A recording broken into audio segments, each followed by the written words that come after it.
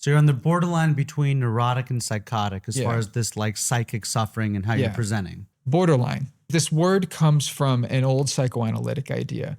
Back before the DSM per se, and like back when psychiatry was still trying to sort of formalize diagnoses, they would sort of group the ways that people would suffer into two major camps. There's the people who were healthy and didn't seek treatment, right? But then there were two major camps of suffering. One of the types of suffering was neurotic suffering, and the other type of suffering was psychotic type suffering. So, and the prevailing, this sort of the big difference between those two is that people who were suffering in a psychotic manner seemed to be pretty more disconnected from reality.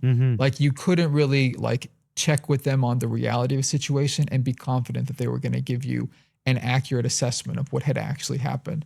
But people who are neurotic are usually able to, they call it reality testing. They can reality test better. So if something's going wrong, you can be like, well, so what is it that actually happened? And they can give you a fairly accurate description of the actual like things that have transpired. So those were the two groups. And there seemed to be a third group of patients that came somewhere in the middle, where most of the time, if you check with them when things are happening, they'll give you a fairly accurate description.